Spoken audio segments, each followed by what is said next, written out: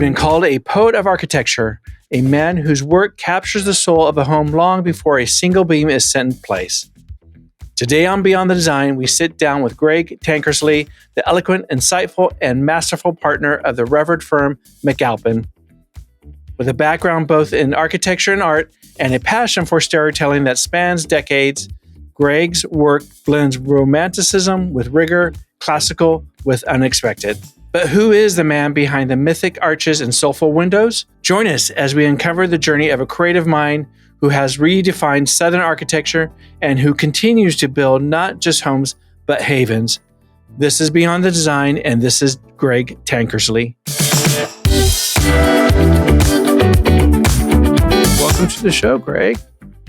I'm happy to be here today. Did I get your name right? You got it. Spot on. All right. Well, let's talk about you and McALPINE House. What first drew you to architecture, and how did your journey lead you to McALPINE House back in 1985? Well, it's a funny journey. I grew up in a very rural environment in North Alabama, and went to a rural high school that didn't even have art classes. So, Wow. I didn't even know an architect or know what it was. And when I went to college, and I was actually the first in my family to go to college because my dad never even graduated high school. I knew I was always able to draw. I just kind of came out of the womb drawing. But I knew once I started looking at colleges and what I was going to do, I didn't want to waste my parents' money because they were paying, I think, $1,000 a year for tuition. Mm-hmm. And I didn't want to waste their hard-earned money going to school in art because I thought that would be kind of a frivolous degree. So I started looking at other sort of ventures in the school that had to do with art. And I looked at industrial design and, other things. And I came across architecture and I thought, well, that sounds respectable. I could probably make a living doing that. Yeah. And so I just dived into it, not knowing what in the world I was doing. And turned out I was good at it. So it was, calling. I guess so. I didn't even know what the profession was, but it just seemed like something that was kind of respectable that I could, I could actually earn a living and eat for the rest of my life. It was at that school that I met my partner, or future partner, Bobby McALPINE. Bobby's a few years older than I am, but he was teaching there. And so I had never had him as a professor, but he came up to me.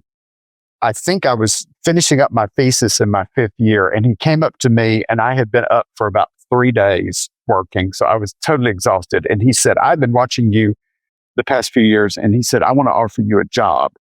And in my delirium, I just said, okay. and Bobby jokes it was the best decision he ever made because he didn't know me from Adam and I didn't know him from Adam. So he got you at a good price. Yeah, exactly. He got me in exhaustion, but it was just sort of kismet. So he and I met in our 20s, and we've been together now for 40 years. Well, McALPINE House was still a young firm when you joined. What was it like in those early days? And did you ever imagine you'd help shape it to what it is today? It's I actually, when Bobby asked me to come to work for him, I told him I would work for him for a year, but I really wanted to move to New York because he was based in Montgomery, Alabama, and I didn't particularly, want to live long term in Montgomery, Alabama. I wanted to move up to New York. Turned out 30 years later, I did that. But it was Bobby had started his firm maybe 2 years earlier. He had, I think he had 2 projects. And so he was teaching part-time at Auburn because he didn't have enough work to do. And I think he got one more project, which allowed him to hire me. And it was a small firm. It was just he actually hired who was to become my future wife too, who I also met at Auburn, Mary Robin. And Mary Robin quickly became the business manager of the office. And so it was just, we were just real seat of the pants, kind of firm, we were excited to be, that anybody would be, wanting to pay us money to do what we love to do anyway. So, Any project. Yeah, absolutely. So we just started, we just kind of started off neither of us knowing anything about business, but just sort of, it was sort of like, let's put on a show here. Right. Make it see what happens. See what happens. Yeah. Well, in 97, you became a named partner in the firm. What did that milestone mean to you, and how did it change your role within McALPINE? Well, Bobby asked me then, because at that point I had been working, I guess, 10 years with him. And he asked me if I would become a partner. And I said, I don't need this, because I said, I'm not going anywhere. One of my character assets is I'm loyal. He was stuck with you. Yeah, I wasn't going anywhere, because I believed in what he believed in, and I had drank the Kool-Aid, and I was there.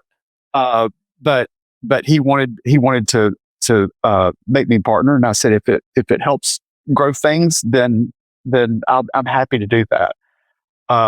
And I've always had, even from the very beginning, I've always had a little bit of a marketing mind. Probably because my dad was a used car salesman. So I've got some salesman in me. And so I have always been pretty aggressive at trying to get us out there in the world. And, back when we were in Montgomery, Alabama, I had to be, because we were not in a major metropolitan area. We were not in New York. We were not in Los Angeles or Chicago. We were in the middle of nowhere. And so if people were going to find us, we had to sort of stand up on a box and say, hey, we're here. Look at what we're doing. So how did you do that? I mean, that was pre-social media and way before social media. So yeah. How was that journey? How did you actually approach that task? Well, it was through magazines. Magazines liked us, and we started befriending editors. And if you know anything about the magazine world, all those editors move around. They constantly change magazines. And so they would take us with them. And so we had a bunch of early cheerleaders that really liked our work. And, a lot of them were Southern magazines at the time, things like Southern Accents and Southern Living and Veranda. It was a lot of the sort of Southern home decorating magazines. And they really started kind of putting our work out there. And so our work started growing from, the pasture that we were in to other parts of the Southeast. And then over the 40 years, it's grown all over the United States. But it literally was through magazines. Social media makes it so much easier now. And yeah. And plus we've had 3 books published. And so that's helped a lot. But early on, it was really just, it was really through magazines. So what are you most surprised about on this journey of yours starting, in 1987 and to where you're at now? What are you most surprised about that you didn't know and that you've learned? Well, Bobby and I are literally, we're like brothers. We talk pretty much every week. Usually it's not about work. We'll call and talk about some TV show that we saw that we thought the other would like, or a movie or something like that. Or just talk about what's going on in the other person's life. And then we'll get to business. Mm-hmm. But Bobby also grew up in small towns too in Alabama. His father worked for a lumber company. So he grew up in mill towns. And so, he and I always just sort of say, can you believe we're actually doing this? Because, over the years, our offices have grown. We have more offices. I'm actually sitting in the office in Palm Beach, which I opened about a year ago. And it's, we're just always surprised, just like we were at the very beginning, that people call us and want to pay us money to do what we love to do. so that really that hasn't changed, and actually our love for each other hasn't changed, and our love for what we do hasn't changed, and our intuitive sense of business hasn't changed. It, not much has changed except we've just gotten older, and and hopefully learned more, and are older. I mean, we always talk about what can we do next, because we've been around for a while, and we've got a reputation, but Bobby and I are both so short. We have such a short attention span that we're not just interested in dialing it in and doing the same thing that we've always done. We're kind of like Madonna. We just sort of like say, okay, what are we going to do now? What's the next more? Exactly. Yeah. Exactly. Yeah. Well, let's talk about the evolution of McALPINE. McALPINE has a distinct, almost poetic approach to its architecture. How would you describe the philosophy that drives the design of the firm and those collaborative creatives around it? We are romantics. We are not classicists. We're a little hard to put a pin on us to say that, oh, you're that. I think being a romantic allows you to do sort of whatever you want to do, and I think a lot of it had to do with we were not trained in a classical school. We were not trained at a school like Notre Dame or anything like that, where you learn lots of rules. Right. We know enough about the rules to break them, but which is great, because we're not that way. We are not dogged by dogma. We've been given the big box of Crayola crayons, and we can use every one in the box just to do whatever whatever we want to do, and create your own color. Exactly. So we don't have to just sort of do one thing. And that's because everybody that comes to us is so different. I mean, every client that approaches us is so different, and so it's we don't have a set answer that goes to every person that walks up to us. And that is such freedom and fun too. True. It challenges you, which creativity is drawn from. So is there a McALPINE aesthetic or a signature look that you try to incorporate very discreetly? Or is it just depending on clientele? And there are themes that run through our work. Certainly romanticism is one of them. We tend to like to design houses that are very experiential, so that you can't just drive by and look at the facade and go, I know exactly what's going on behind there. We like to create. To me, houses are like people. The most boring house is a suburban house where you drive by it, and there's a door in the middle. The living room's on the right, dining room's on the left. There's the family room in the back where everybody holds up. To me, they're like the dull people you meet at a cocktail party. As soon as they walk up to you, you know everything about them, and you can't wait to get away from them because there's nothing else to learn. To me, the most interesting houses are experiential houses, so that you really don't understand them until you spend some time with them or you walk through them. And there's a good friend of mine who's an architect out in California, and he was talking about, there was a house in one of our books. He said, I have been trying to draw this plan of this house, and looking at photos, and he said, I can't figure it out. And I like a little bit of that sort of mystery. When you kind of experience one of our houses, that you don't know quite what you're in for. And to me, that's what the most interesting people are. That you don't, they get more interesting the more you talk to them.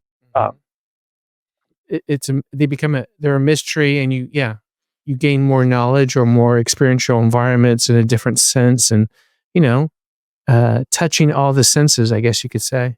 Yeah, and I like to play with your emotions in houses too. That's another thing that kind of runs through us. We, in addition to having a a degree in architecture. I also have a minor in theater and a minor in psychology, both of which come in handy.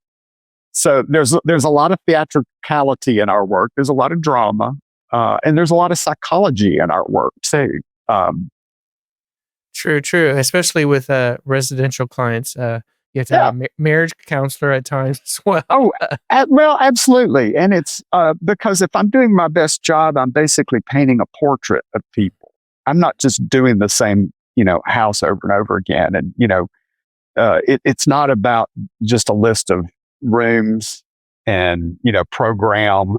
If it was all that, you could pretty much just, email it to me and I could say, drive around to the window and here's your order. Right. It's much more than that to me, because the idea of creating home, I mean, we create houses, people create homes, but what I like to do is I like to get enough DNA out of the people that are in front of me to sort of put in the structure so that when they walk into it, it feels like home to them because it's so of them. It's that connectivity of their character, their personality, style, and everything else. Absolutely. Because, I always tell people, when they come to us, I said, what you're about to do is you're about to set out on a foolish venture. It's expensive. It will try the best of patiences and marriages. And, if you want a house, just go buy one. There's plenty of them out there for sale. Pick up a real estate magazine. But for some reason, people that come to us haven't been able to find that nest to settle in. So I love that brand of foolishness that comes to us. So what is the process when a client comes to you and asks you to design something for them? What is the McALPINE process? How do you get that elements of their DNA, their personality, their character, their lifestyle? Well, first of all, when you sit in front of in the interview process, when I'm sitting in front of someone, what I always look for on my end is I have to find something I want to fall in love with the person or people, because it's important to me to have a connection with the client.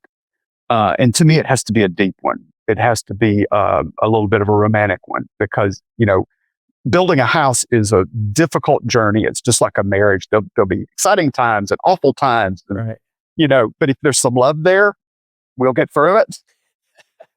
And if I love you, I'm going to do my best work for you. And so I always look for a little something that I can fall in love with. If someone's sitting across from me and I just don't like you at all, and if I take the job, then I'm just basically being a prostitute. I'm telling you I love you, but I don't mean it. I just, I got kids at home to feed. So I have to find something I love about them. And then, once we get started, we do about I like to do usually it takes about 4 to 5 hours of a conversation. And I tell people, I said, I'm going to ask you a lot of nosy questions that have nothing to do with your house. I'll ask people questions about, how they, where did they fall in love? What does your best day look like in your life? Where do you like to go on vacation? Stuff that has, nothing to do with your house, but it helps me learn about them as people so that I can milk as much information out of them to start forming, what's going to be their home. True. Yeah, you have to understand what makes them tick, what goes through their mind, no matter what. Absolutely. Yeah. Absolutely. And, and it's always different for different people. And, everybody always just thinks the wife's in charge of the house and the husband's, in charge of the budget. And that's not necessarily the case. Right. You have to find out, the why of why they're doing this. And a lot of times I'll ask people, why are you doing this? Because once you understand the why of the story, then the what becomes easier. Mm-hmm. Well, McALPINE's been recognized globally for blending classical elements with modern living. How do you balance timeless beauty with contemporary needs? And also, what is extracted from your client and how to incorporate it? And has there been anything that clients have asked you to create and you're like, it won't work? Because it's like someone taking a photo of a haircut, say, I want this. It's like, that doesn't match you, So how do you guide them? Well, it's how I guide people. Again, it goes back to the why. Because if people say, I want this, and it's a dumb idea, instead of me just going, that's a dumb idea, because that discounts what they're asking for. And so if I try to figure out why they need this, then I can figure out how to give it to them. I don't just because somebody comes up and goes, I want this, I don't just say, okay, here it is. Sure. I'm not that much of a people pleaser. But if I understand there's a reason they're asking for this, and I have to listen to them. And so much about our job is listening, not just talking at people. And both Bobby and I come to the table always with great humility. Again, maybe it's because we just kind of came from pretty humble backgrounds. We're not Ivy League. I think it's also a Southern trait. Well, maybe so. Yeah. Maybe so, but it's if I listen to people and kind of understand why they're asking for this, then I usually figure out a way to give it to them. Maybe not the way they asked, but it's important because they're asking for it. So I have to understand why. So how do you balance that timeless beauty with contemporary needs? A lot of it is Bobby and I have always, from the very beginning, because we started working in the 80s in the middle of, postmodernism and McMansions and fake stucco and, just the worst of architecture. And we've always been a proponent of using real materials back when that was not popular. Right. And not using, if you hand us a product binder, we just sort of like recoil because I'm just not interested in anything that's like hot off the presses or what's new or what's next. Or we've always wanted to use real stucco and real timber and steel and thatch and slate and all these things that are real because that's what lasts. And so that just in using real materials, whatever you design, that gives your architecture some sort of a classic feel. We always want our houses to be inheritable, that they will live beyond who's hired us to do them. And there's so much that's being built in the developer world and just in the world in general that is just so temporary. It's disposable. And there's all this talk about, green architecture. And to me, this green thing you can do is create something that's going to last a long time. And also last a long time for the clients, because what I do in our meetings is I'll talk about, not about building the right now. Building for the right now is always a mistake because the right now changes. Kids get older, they leave, they have children of their own. So we talk a lot about what their future is going to be like. Because what I don't want to do is I don't want to design something for the right now, which tends to get sort of big. And then suddenly a husband and wife, when they're, rattling around in this big thing like the last 2 Tic Tacs in a container, they don't want it anymore. Sure. It's obsolete for them. So we talk about how to build something that's going to grow with you and develop with you. And a lot of that just sort of leads to things that are being, classical, in terms of always looking relevant. You mentioned relocating to Manhattan, New York, and opening up the office there. How did that transition impact your work? And how does the design culture in New York, being the center of so many items globally, differ from the South? I mean, how do you... Well, inspiration and, just the environment itself. The every office that we've ever opened, all has to do with where we want to live. And so, like I told Bobby I wanted to live in New York one day, and it took me 30 years to actually move there. But I said, and I love this about Bobby too. Both he and I, we will have the most harebrained ideas, and either of us will totally support the other person into doing whatever they want to do. So I said, I want to move to New York and open up an office in New York. And Bobby said, that's a great idea. Let's do it.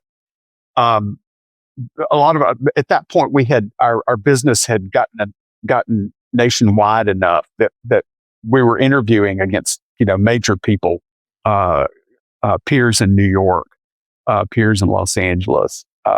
So we just weren't sitting there, and so I strictly just wanted to move to New York for totally selfish reasons, because I just wanted to live in New York.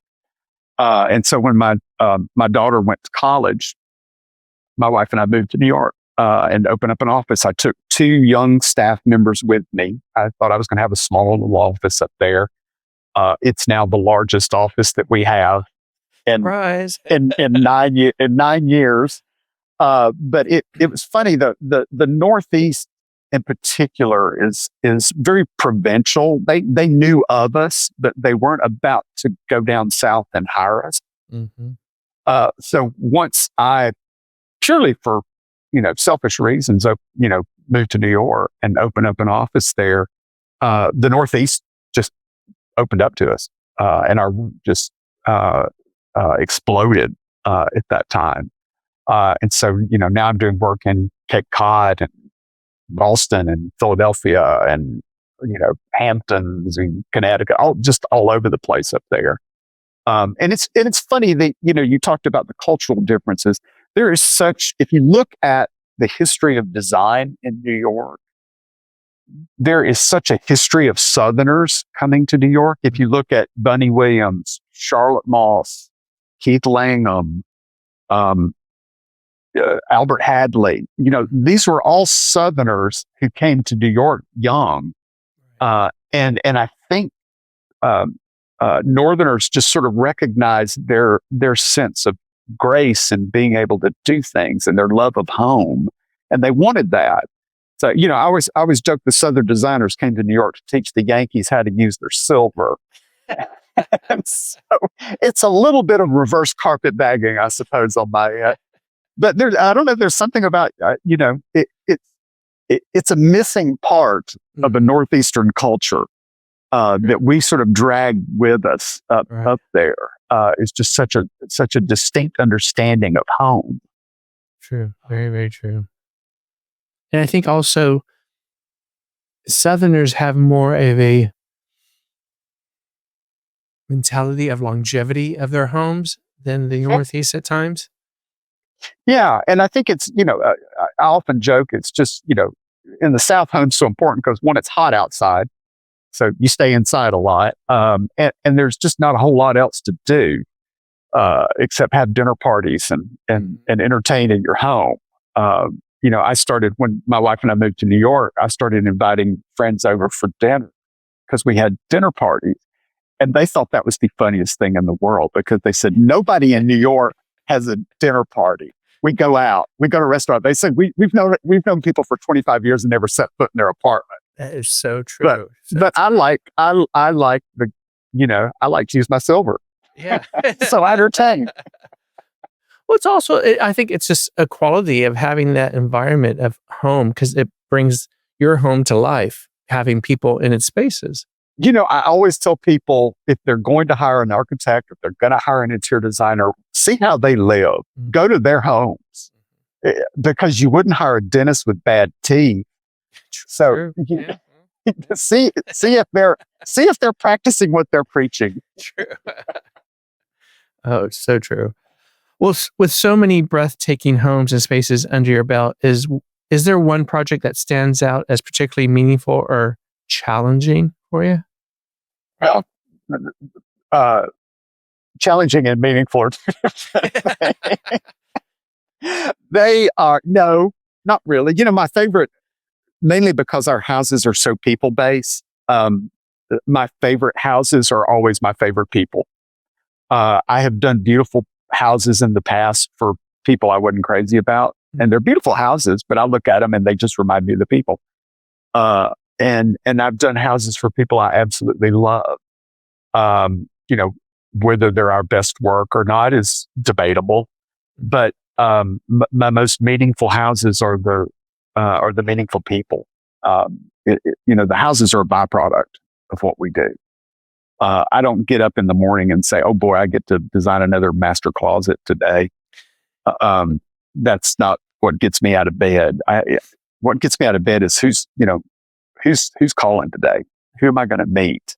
And over the years, I've just met fascinating, interesting people that I get to learn from too, because a lot of them are very successful, interesting, and so and a lot of them I've been with for years, and now designing their children's homes and things like that. So that's what's always meaningful to me.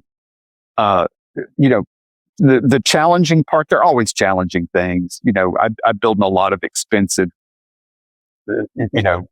niche areas that always have kind of their own eccentricities in terms of how you build and things like that. One of my favorite projects I ever did was we built a house a few years ago on a private island in the Bahamas. And that had its own challenges, but the great thing about it was there were no governing bodies, so we could do whatever we wanted to do. There were no inspectors or code enforcers, or it was great. But it had its own challenges because it was like building a ship in Right. Every time I'd go down there to visit, at some point I'd end up in the back of a pickup truck having to drive to the side. Which coming from Alabama, this sort of It's part of so different. Not so different, but it's kind of funny when you're going to a multi-million-dollar house in the back of a pickup truck. So currently you're in Florida in Palm Beach, correct? Yeah, that's right. How long has that office been open, and has moving to Palm Beach opened that market for you guys as well, just as New York? We'll see. I mean, it's only been a year. I moved down here to for part-time. Mainly again for selfish reasons. My wife was tired of being cold, and she's a water baby. She grew up near the Gulf Coast of Alabama, so putting her next to the beach makes her happy. And so she said, "I want to get a place at the beach." And I said, "Well, if we're going to get a place at the beach, we're going to go to Palm Beach because I have projects down there." And so I got a little place to work here while I'm down here. And so we'll see. I've got a number of projects going on here. And it seems to me, again, and just in my marketing mind, it seems like a right market for what we do. Because there's a lot of stuff that's been done. Palm Beach is it's an old, blue blood town. There's a lot of stuff that's been done the way it's always been done. True. And Bobby and I like to come into the room and shake things up a little bit. And so we'll see what happens. Stay tuned. Yeah. Well, McALPINE is known for custom residences, but you have also, as you mentioned, designed a compound on a private island and restaurants and such. How do you approach these different types of projects and elements that they want to be incorporated in from commercial and hospitality and restaurants and things like that? We haven't done a lot of commercial work. It's not our specialty. Any commercial project we've ever done has always been a pet project of one of our clients we've done a house for. So it's somebody that we've done their house and they've come to us and they go, "Well, I've decided I want a restaurant, or I've decided I want a boutique hotel." And so they ask us to do it. And of course, we're not going to tell them no because, we like them. And we want to play with them again. It inevitably always ends up being a money loss on our end because we don't quite know what we're doing in terms of any of these things. We're masters at houses, but when it comes to anything other than that, we do our best, and it always ends up looking good. But it's always a learning experience, and so most times we just say no, we can't do that because it's just not what we love. Mm-hmm. I love houses, and it's what I know. I don't know about all these other things, and so we've been asked a number of times to do commercial things, and we just always go, "No, it sounds interesting, thank you, but it's not our specialty." Well, tell us a little bit about your current projects that you have on the boards. Oh, wow. I'm working on just right now. I'm working on a new house actually on my board right now that I've been working on this morning. I'm working on a big house in Salt Lake City. We've got a cool house that's coming up out of the ground in Lincoln Park in Chicago. There's a compound I'm doing in Austin, Texas right now. I'm working on a fun project on a beautiful piece of property up in Millbrook, New York. So it's all over the place. It's just in varied locations. We have a lot of projects, that I personally am responsible for. And I like that multitasking that I have going on right now. Like juggling? I do. And I had a client, I actually had a client in Utah. I was out there not too long ago, and she looked at me and she goes, "Greg," she goes, "You know everything about our house. You are so involved. Whenever I call you, you're available." And she said, "Do you have any other projects going on?" Because she said, "I just feel like you so cater to me." And I looked at her, I said, "I have 30 of yous right now." And she said, "Are you serious?" And I said, "Yeah." And she said, "I would have no idea for that many." And I said, "Yeah, that's why I have no hobbies. I live, breathe, and sleep this." Hey, if you have it in your DNA and a passion for it, why not? I do. I don't golf. I don't know how to fish. Everything I enjoy doing, I kind of do right now. And so I just love what I do, and just kind of want to fill my day up with it. So being a creative, have you been your own client as well? I have never, my partner, Bobby, he's the house builder. He loves to build houses. And he's done a number of them for himself. My wife and I, love to renovate houses. So we've renovated a number of places for ourselves. Mm-hmm. They're always, it's always kind of a pain to me personally. Because I don't have time to do that and I can't afford me. So I'd much rather spend other people's money. So, but I've my wife and I change homes a lot. Usually we have about a 10-year attention span, and then it's time to move on to something else. To which my partner Bobby always says that 10 years is good because every 10 years you should move anyway, just for hygienic reasons. Oh, so I haven't heard that. It's a new one. Yeah, just to get the dust off everything. Sounds good. Mm-hmm. Well, McAlpine has won the Stanford White Award 7 times. What do honors like that mean to you, and how do they reflect the firm's dedication to craft and creativity? Well, I think one of the reasons, I'm a member of the ICAA, and I kind of came in the back door because it's not. Like I said, we're not classicists, and so we're a little bit of the redheaded stepchild in the room. But oddly enough, the ICAA has really sort of started branching out and recognizing people that are doing exceptional traditional based work, but not just not things that would fall necessarily under their classical background. And so I've seen it change over the years, but a lot of it, I started submitting our work in the McKinney and White Awards in New York, mainly just to say I'm here. Because if I looked at who all was winning the awards, it was kind of the same people. Right. It was, very well-known New York firms, the sort of old firms that have been there. And again, I just wanted to stand up on my box and say, "Hey, I'm here." And so I started submitting projects to it, and it started winning awards. So, it's kind of fun, but it's really just for purely selfish reasons, just so people notice that I'm in the room. So the firm has done 3 books. Is that correct? That's right. What inspired that? And is there going to be a fourth? Uh, you know, originally, and it took us, we were in business probably 25 years before our first book came out. We approached Rizzoli, who's our publisher. They didn't know who we were.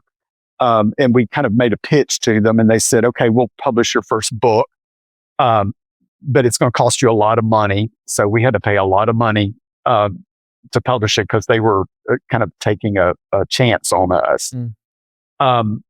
The book ended up being, I think, their bestseller, only second to Bunny Williams' Affair with a Home. Wow. Or Affair with a House. Yeah. And so they've made us better deals in the next for the next two books. They like so, now.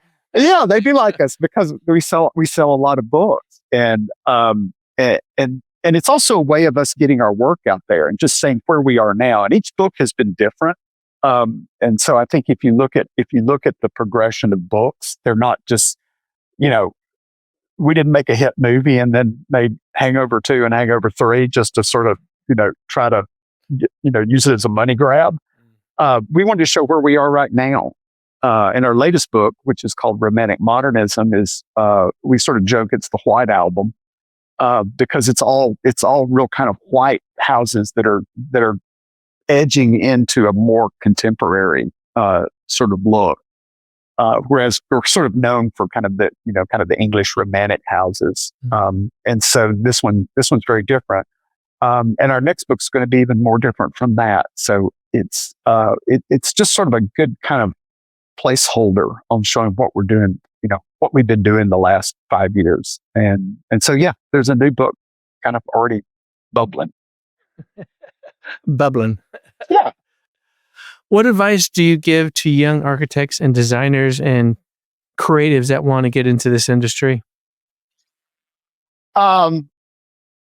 One, I always, because it's my background and it's been helpful, I tell them to have interests other than architecture. Most people I find that get into architecture become very focused on architecture and very architecture centric, which is a funny sort of language, kind of like Latin that you and only other people understand. And so I think you need to have other interests. And so, most of my friends are not architects. Most of my friends are in other artistic fields. I like hanging out with, actors and fashion designers and people that have other interests. And so I always tell people, expand your interests, take classes in things that are not architecture. Like I said, the psychology and theater helped me a lot in what I do, and learn to sell. Learn to sell. Whenever I have a new staff member join our office, I always take them on an interview, and I said, just pretend to take notes. I said, what you're there for is to learn how to either get a job or not get a job, because I want you to learn how to how to basically sell yourself to someone, so that when you walk away, they go, "That's the person I want to spend the next few years with, help us do this." Yeah, our industry is very intimate in a lot of ways. So it is, and I like to help young people learn how to be an architect from the beginning to the end, so that they see the entire progress as they go through. And Bobby and I have always been that way, and I think that's why we've basically created a lot of firms that way. I mean, people have left us to start their own firms because they learned that in the sort of McALPINE school, right? Is how to do everything from start to finish. So they're well trained to basically be their own person. Looking back on your own career, is there a moment in your journey that truly defined your path? I think we all get these moments where you make some sort of flippant decision that means your entire path. Mine certainly was when Bobby approached me and I hadn't slept for 3 days and he asked me to come join him. And I said yes. I didn't know what I was doing. He didn't know what he was doing. And that defined our entire path. There have been lots of those moments kind of along the way over the years where I've said yes to things. I always, one of the great lessons I've ever learned from Bobby is there is a fine line between being fearless and being foolish. And you never know what it is except in hindsight. And so that's why we have always just barreled ahead. The old joke is the famous last words of a redneck are hold my beer and watch this. And so that's what we've always done. Sometimes to great success, sometimes to failure, but we keep doing it. We keep doing it because nobody tells us that we can't. I love that, Greg. It's so true. But what do you hope people take away from the spaces you design? I hope they come away with some sort of emotion. I can tell you a story. There's a guy that I did a house for in Scarsdale, New York, and he has a PhD from MIT in artificial intelligence. So he's one of those kind of brains. And when he was looking at hiring an architect, he interviewed a bunch of them and eventually hired us. And I was meeting with him one day and I asked him, I said, David, why did you hire us? Because I always like to know. Right. And he said, I went on house tours of every one of these architects I was meeting with. He said, and he said, the other architects, he said, I went into the houses. They were beautifully detailed, nicely crafted, very nice houses. And he said, I walked in and he said, I felt nothing except just to kind of intellectually appreciate them for what they were. He said, you sent me to a house. And he said, I walked in that house and he said, I felt something. And he said, I want to feel that way every time I come home. And I thought if we can touch that type of brain, because he was not a touchy-feely brain, he was an analytical brain. If we're creating something of such an emotional nature that we can touch that kind of brain, then we're doing our job. Absolutely. And so I always want people to go through one of our houses and feel something. I like to feel elevated. I like that sense of so that when you walk into a place, there's something, ineffable about it that makes you feel better than you were than when you first went in there. What do you want McALPINE's legacy to be? That we were kind and nice to deal with. And that we were just lovely. True Southern hospitality. Yeah. That's what I always want to be. And yeah, we make nice houses in the path of doing that. But I always want, like I said, I need to fall in love with someone to do my best work. So, the romantic nature of us goes deep and it's a thread that runs through everything. And so, Bobby and I both want to continue to love what we do, and we want to surround ourselves with staff that love what they do. And so our goal is always just to surround ourselves with lovely people, so that we can want to get out of bed in the morning and want to come to work.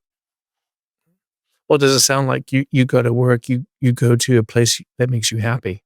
I do. I have never got up in the morning and go, I do not want to go in that place ever.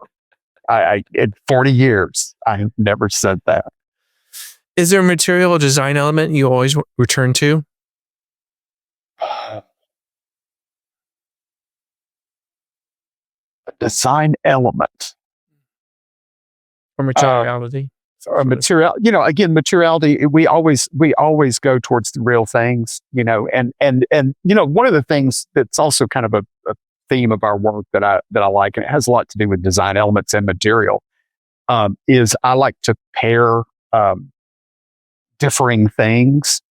If you have something as strong as steel, it's great to pair it with something as temporary as thatch.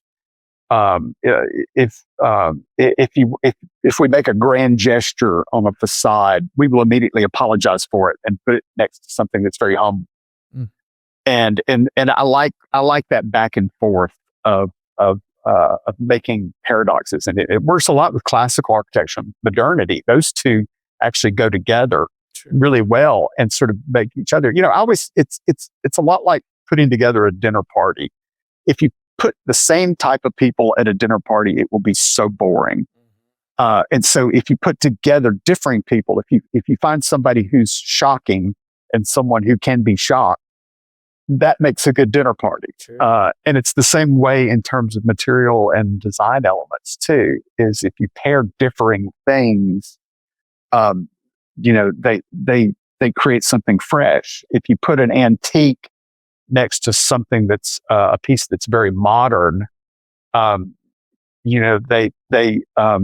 better for knowing each other. Mm-hmm. It's like putting an old person in a room full of teenagers. They calm down. Or like in relationships, opposites attract. Absolutely. Marriage. My wife and I are totally different, and I always say if two people in a relationship are exactly the same, then one of you is unnecessary. I agree with that. Yeah.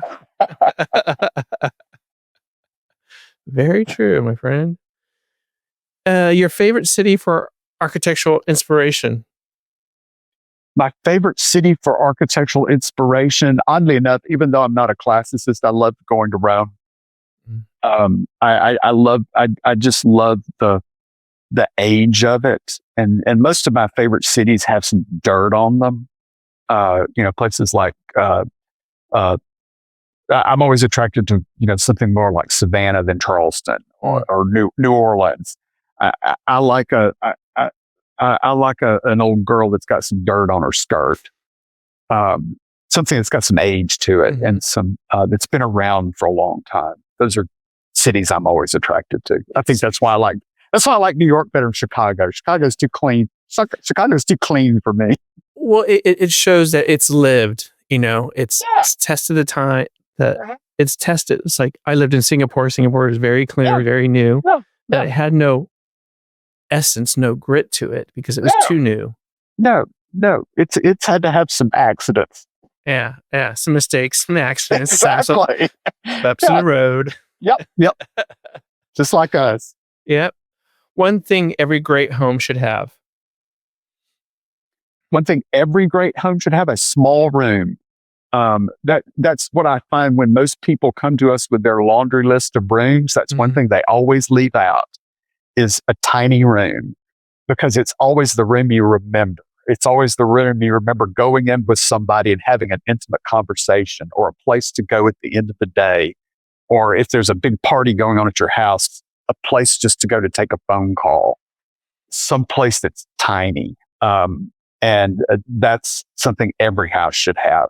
And very few people ask for that. But everyone remembers it. Now I'm going to remember it. Best piece of design advice you've ever received? Best piece of design advice I've ever received is listen more, talk less.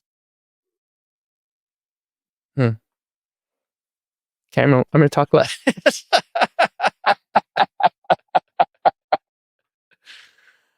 So what's next for McALPINE House, Greg, and for you? I don't know. We'll see what tomorrow brings. Or where else you want to move to? No. I think I'm good with homes at the moment. I think I've got a good pair between the Northeast and Florida right now. So and Bobby actually just bought a place in New York, and I asked him, I said, why do you get a place in New York? Because he has a house in Atlanta and a place on the lake in Alabama.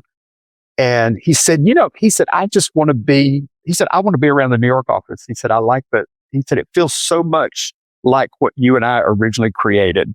a long time ago, and he said, I like the vibe of it. And he said, I just want to be around that more. And so, it goes back. He and I have a long, loving history with not only each other but our offices and everything. And so it's nice that he wants to be around that too. What do you want McAlpine's legacy to be? I mean, 40 years with a firm is quite impressive. I want people. It's sort of like we've always looked at the houses of the 1920s in America. It's sort of the best houses, and it doesn't matter what city you go to. True. Those are always the houses that are most beloved because they had such integrity, and they weren't necessarily copies of European houses. They were mutts, but lovable mutts, and people always want them, and people always take care of them and always keep them up. And so I hope that what we create will be like that it's things that people always want. And over the years, I've watched, through death or divorce or whatever reason, I've watched a lot of our houses change hands, and I've got an opportunity to meet some of the people who've come in and purchased them.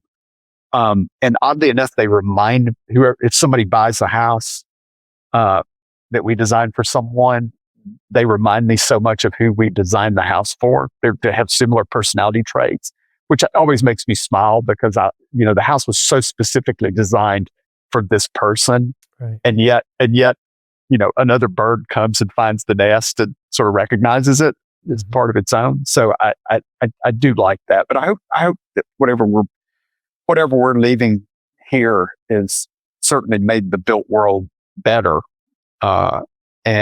And also that people always want it, and seek it out. And I think, just kind of leaving a place better than the way you found it is always a good legacy. True. Well, Greg, is there anything else you'd like to share about McALPINE House? I have. You seem to milk a lot out of me today. So. Hey, it's my job. I know. And there's a lot to talk about. We've been doing this for a long time. And so, it's a lot, but it's one of the things I found because I do get to spend a lot of time. I belong to a lot of organizations that are made up of our peers. And I do find that even after all these years, we do run kind of a very interesting practice that is very different from a lot of my peers. And again, it's that's always surprising to me because we don't know Bobby and I don't know how to do anything else any differently. We always do things from the heart and not from the head. And I think if you sort of lead that way and mentor that way, then you get things of great value and of great truth. Much more so than kind of everything was about bottom lines and numbers and things you come up with in your head. I have to ask you, because we're on YouTube as well, for those that are watching the show on YouTube, what's the painting behind you? Oh, this is a 1940s sideshow banner from like an old carnival, and it's a lady with a turtle baby, and I thought it was because right now I've got a window on the other side of the computer screen that looks all the way down to the Colony Hotel, and because I'm right on Worth Avenue, and so there's this sort of like pink and coral buildings right outside. So I thought the coloration was perfect. Yeah, and I also just thought it was kind of a funny imagery, but because she seems sort of loving with that little turtle baby. Well, I was trying to focus on you, and I'm not trying to be distracted. I'm like, wait, no, it's a sideshow banner. Bobby and I both have, and we're actually talking about this being kind of in our fourth book. Is we both have kind of wonderful senses of humor, and sometimes a little twisted senses of humor, and so it's a Southern trait. Maybe it is, but it also a lot of it comes across in our work, I think. And so I think our next book is what we were talking about, is actually having the book to illustrate a little bit more. It's going to be a little less serious and a little bit more humorous. And so this is a little nod to Florida. And well, Greg, this has been such a fascinating conversation. Thank you for sharing your journey. Oh, thank you. This was fun. And much continued success to you and McALPINE House. It's been a pleasure. Yeah. Hopefully we will continue to eat. So that's good. And be fed. Well, thank you, my sir. Thank you. In the world of design, few voices are as thoughtful, as nuanced, and as generous as Greg's. Through our conversation today, we glimpsed the essence of a man who sees architecture not as construction, but as connection, not as form, but as feeling. Greg reminds us that design is, at its heart, a quiet act of love. Thank you, Greg, for sharing your passion, your perspective, and your poetry with us. I'm Craig Beaumont Flynn, and this has been Beyond the Design.